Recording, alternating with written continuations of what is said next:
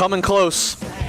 That beautiful time of year where no matter how many cooks are in the kitchen, no matter how many agendas there are to serve, no matter what, all negative factors aside, wrestling is still nostalgia and great at this time of year. It's that WrestleMania season that's approaching. Royal Rumble as we lead to WrestleMania 30, that no matter all those factors, they still manage to pull it together. And why not? How could you not pull it together when the cast of performers that come around for the WrestleMania paycheck are there? How can you have bad content when The Undertaker gets involved? When John Cena's at the top of his game? When potentially a Shawn Michaels could come out of retirement? Yes, it looks more and more like it. I don't care what anybody says. You know, when you have Hulk Hogan potentially getting involved, things can't go wrong. I want to talk about Randy Orton, though. Randy Orton, he wins the match at TLC against John Cena. The swerve of the match was that there was no swerve. Sure, there's some shenanigans with handcuffs and everything, but that really wasn't. I was expecting a swerve, like, you know, Triple H or something, but that did not happen, and that's okay. Quite frankly, WWE gave us so many inconclusive, poor finishes to pay-per-views over the last few months. I'm kind of glad that they gave us a straight-up clear winner, that when the show went off the air, I knew what was going on. I absolutely knew. I kept saying, I really bought into Wade Keller, who we had on the show. I really bought into his theory about Triple H.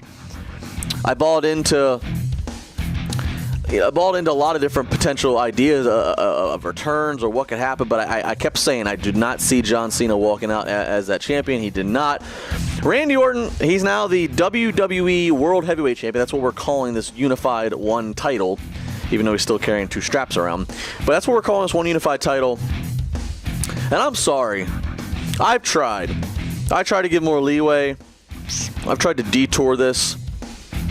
But Randy Orton, it was nice when he turned heel back in SummerSlam. It was nice when we saw him as the hired, the guy that the authority wanted to see. But it still just not clicking. I stand by that he was booked with too much success, too quickly, too early in his career, to the point where there's nothing left. From the age of 24 to 30, think of all that he did. What more is there to do now that he's in his 30s? He is monotone. He tries to get all revved up and talk like this, and I'm the Viper, and I'm the Apex Predator, and it just doesn't matter. Come on, man. Look, it doesn't matter.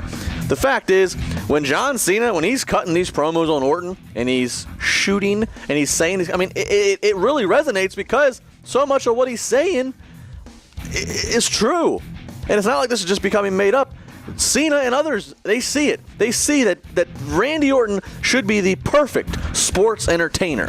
He should be, if you gave me all the power in the world to create a player, create a superstar, Randy Orton, 6'5", 3 generations of history.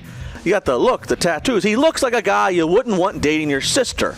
He looks like a perfect heel, but yet it just does not click. My point to all this being, as this great time approaches, this road to WrestleMania time approaches, they can make a lot of things work, but I do not think Randy Orton should either A, be carrying the title all the way to WrestleMania, or if he does, this title match better be a fatal four-way. We cannot see Randy Orton straight up against one person.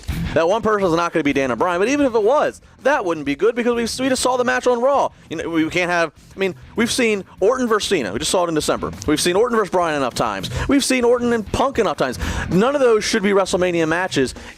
Something different has to happen. Either we need to have a different champion or it needs to be a hodgepodge fatal four-way or some sequence of that with all those guys. Randy Orton, I'm sorry. I've tried my patience with him, but he just doesn't do it. Good in the ring, but he just does not do it for me. That's the way it is. That's reality. 412-320-7925. You want to call, talk to me? You want to talk wrestling? Come on. 412-320-7925. Sports talk at TribWeb.com. You can tweet me at Justin LaBar. Come on, man.